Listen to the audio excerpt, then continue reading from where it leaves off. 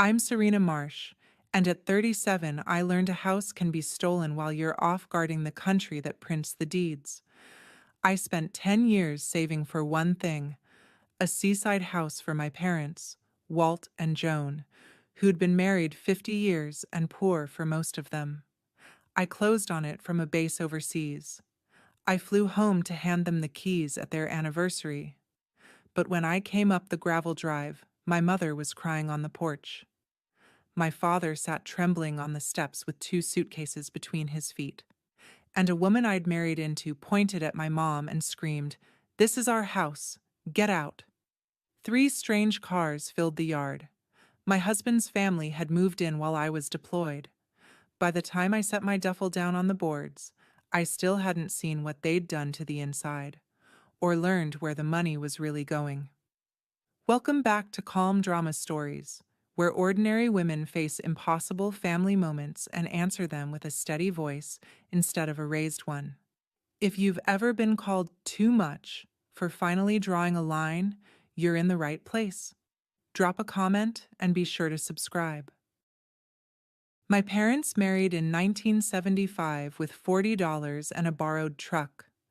My father fixed other men's tractors in a gravel lot outside Roseburg, Oregon.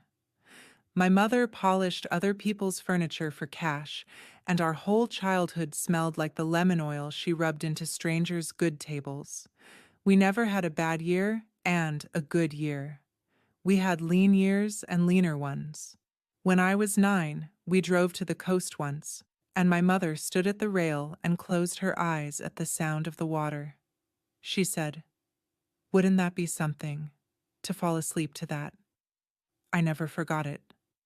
I went to college on an ROTC scholarship because it was the only door that opened, and I kept it open. Logistics officer, then captain, then major.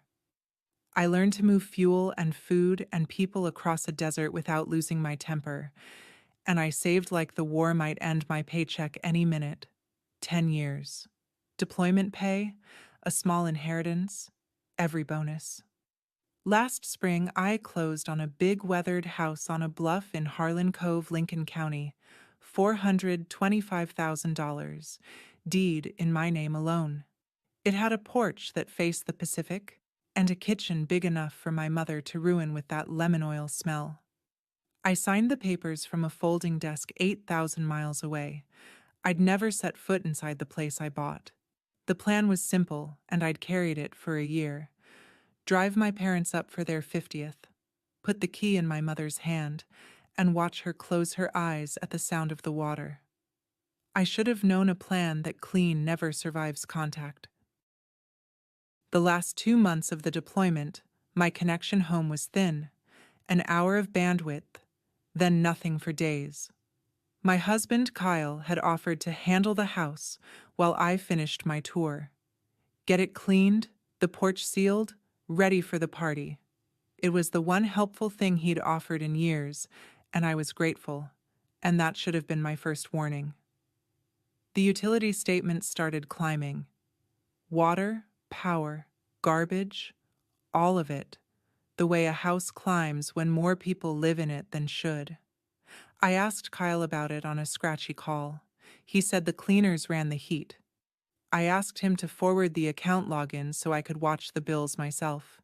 He said he'd get to it. He never did. My parents mentioned, lightly, that Kyle's people had been out at the coast a lot lately, helping. My mother is too kind to gossip, so when she says something twice, it means something. I wrote it down. I asked the base legal office, hypothetically, how I'd add my parents to the household records on a property I owned. I started the paperwork. But I was overseas, on a base I couldn't leave, closing a chapter I couldn't pause, and every lever I reached for needed a hand on the ground I didn't have. Kyle sent one photo to settle me: the living room, all cleaned up. The angle was strange.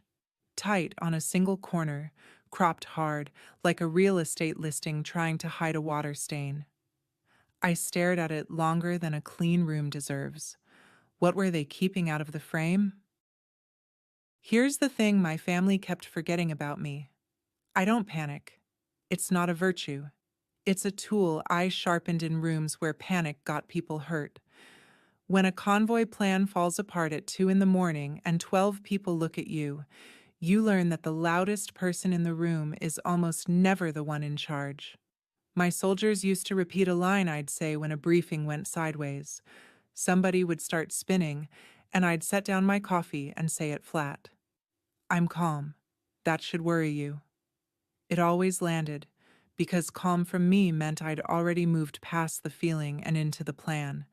But calm has a cost, and mine had a name: over-responsibility. I was the one who fixed things, my family's things, Kyle's family's things, everyone's things. When a car died, when a lease went bad, when somebody's rent came up short, the call came to me, and I answered it every time for 20 years. So when Kyle's mother needed a place to land after her lease ended, and Kyle said, "Just for a little while," I'd said yes from across the ocean without thinking hard enough. I'd built a lifetime of teaching them that Serena absorbs whatever you hand her, that she carries it and doesn't complain. I thought that discipline was for the field. I thought the hard part of my life happened in places with no running water and people shooting at me. The hardest thing I'd ever do was waiting for me at home, on a porch, with a wind chime missing.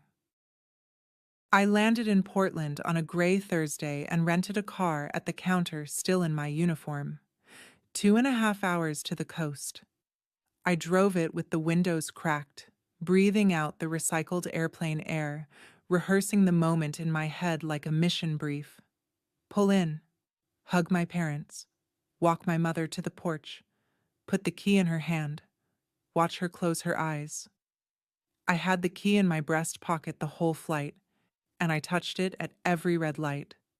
The road dropped through the spruce, and then the ocean opened up flat and silver on my left, and I almost cried right there, because she was going to love it. She was finally going to have it. Then I made the last turn onto the gravel, and my foot came off the gas on its own. There were 3 cars I didn't know in the drive.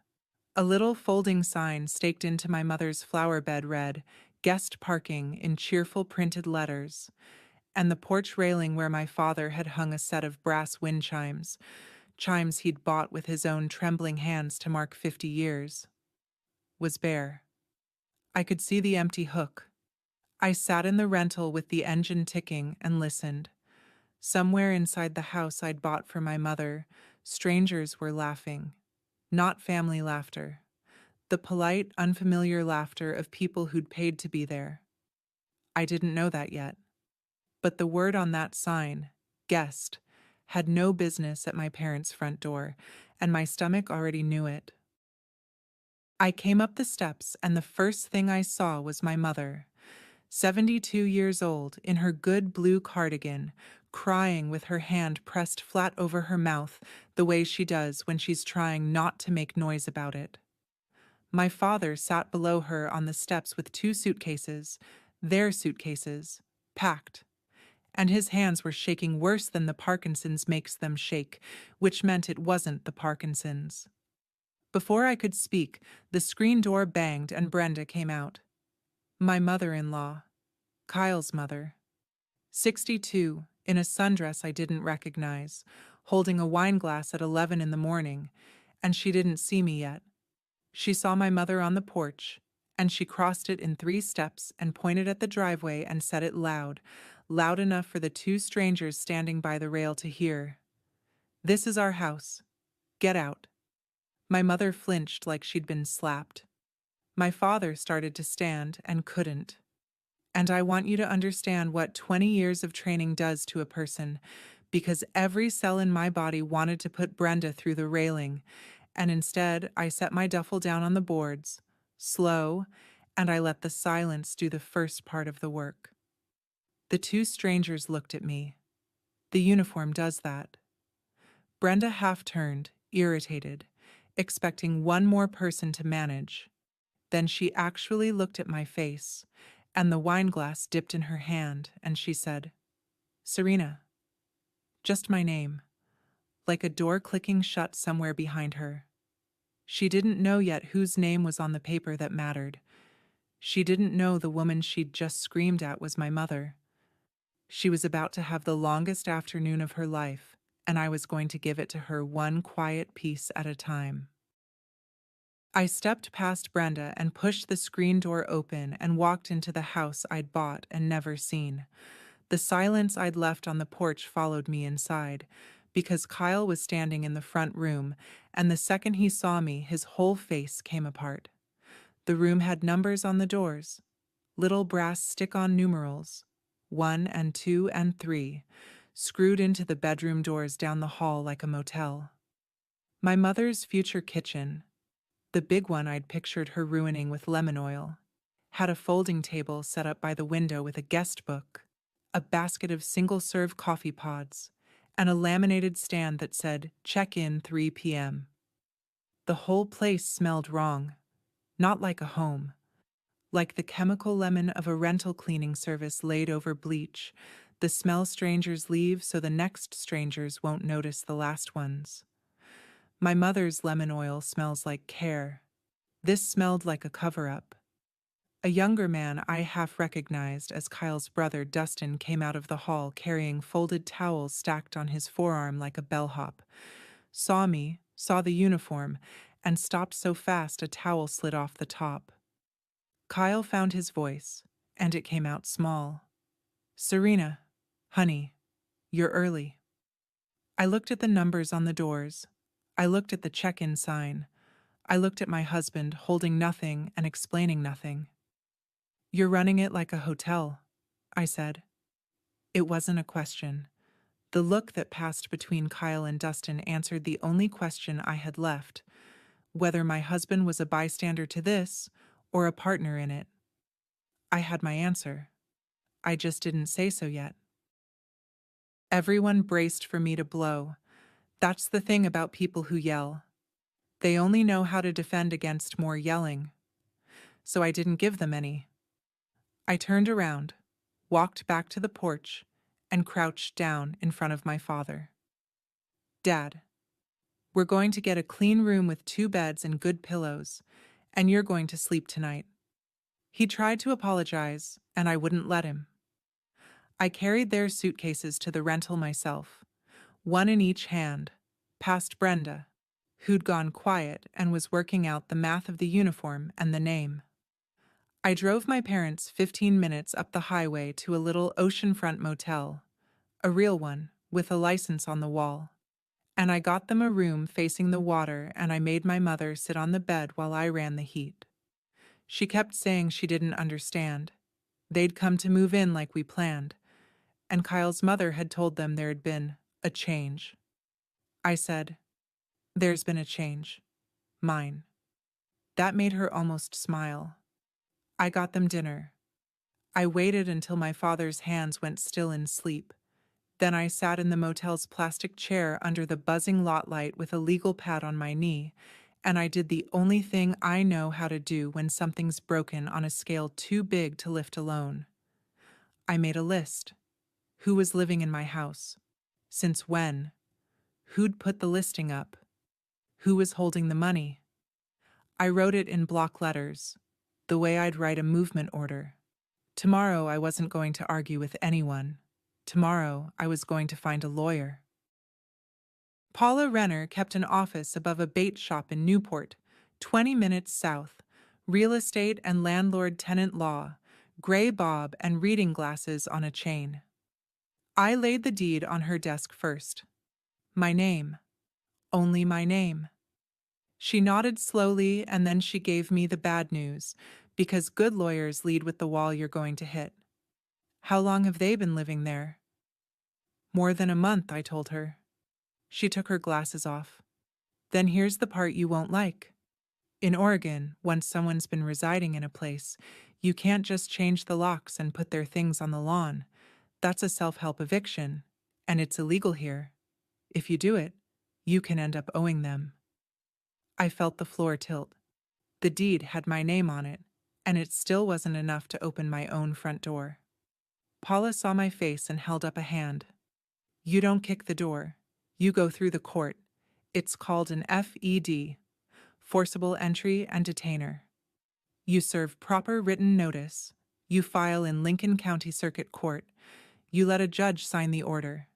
It takes a few weeks. It's slower than you want. It's also bulletproof, if you do every step clean. And before you ask, no, I can't promise you they're even tenants. No lease, no rent paid to you, a couple of them closer to guests or holdovers, and Dustin running an unlicensed rental on top of it all.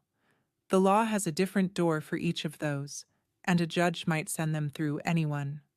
But I'm not going to gamble on which label sticks. The Fed Road treats them as if they hold the strongest claim they could possibly make, so whichever one they turn out to be, the order still holds. We take the careful road on purpose. Then she leaned forward, and for the first time, something in her eyes sharpened. Now, you said they're renting rooms? On a booking site? That's a different animal. They don't own it.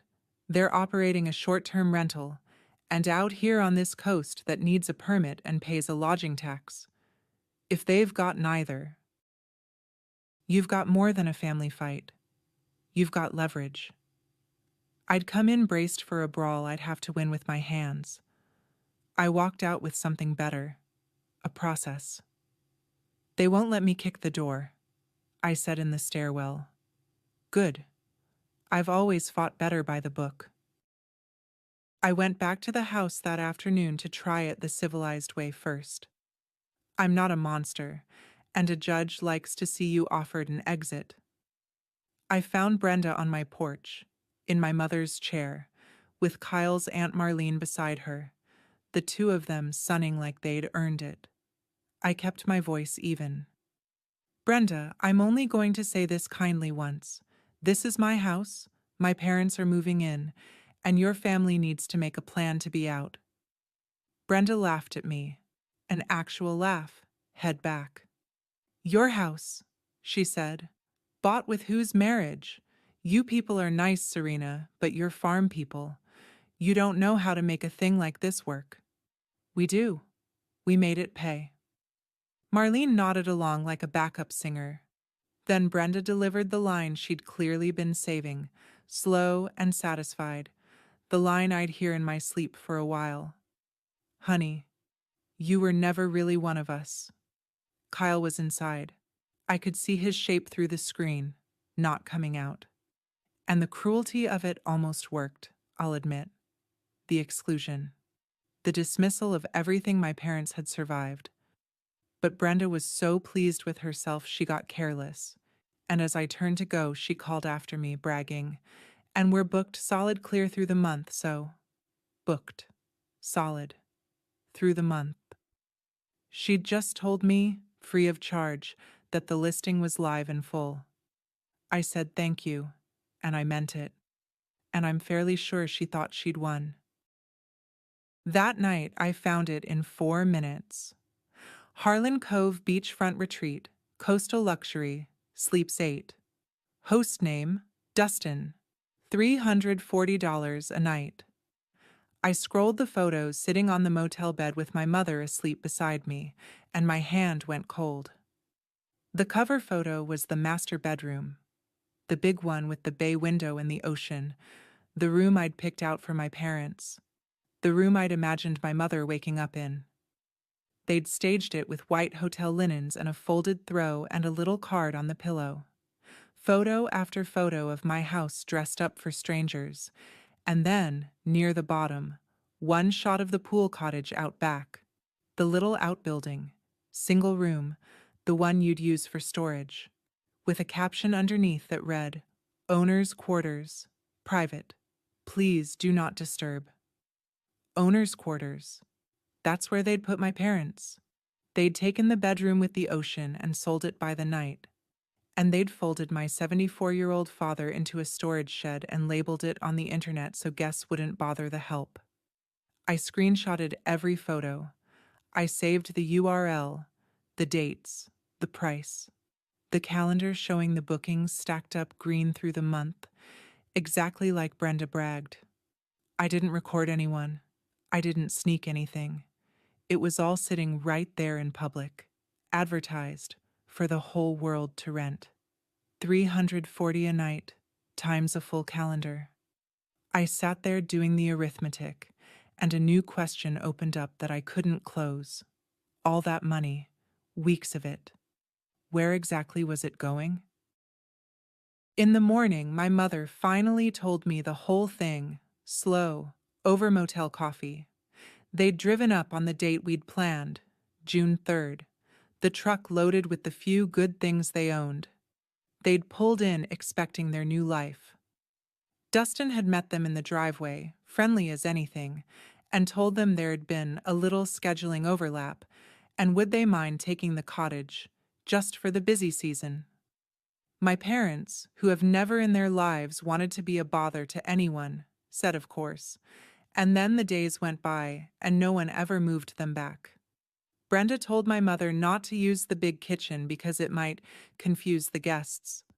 My mother, who polished other people's tables her whole life and finally had a table of her own coming, was told to stay out of the kitchen so paying strangers wouldn't be confused. And my father. My father had hung those brass wind chimes on the porch hook himself for their anniversary because the sound reminded my mother of the water.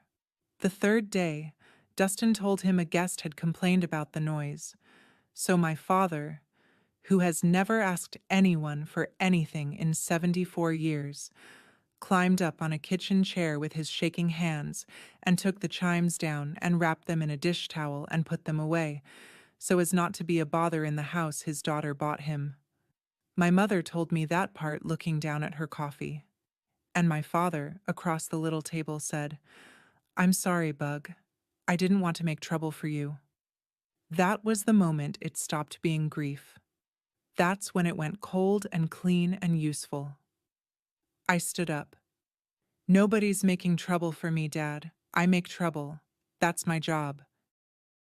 I have to stop here for a second because this is the part where I quit feeling sorry and started taking notes. If a relative has ever moved into something you built and treated you like the guest, you know this exact cold feeling. Stay with me. There's a name on the deed, and we're getting there. Subscribe, so the next part finds you. The money question wouldn't leave me alone, so I pulled the thread. I cross-checked the utility bills, the ones that had climbed all spring while I was overseas, against the bookings. 20-some nights rented at $340. That's thousands of dollars a week moving through a house, and somehow Kyle had texted me twice that spring asking if I could float a little extra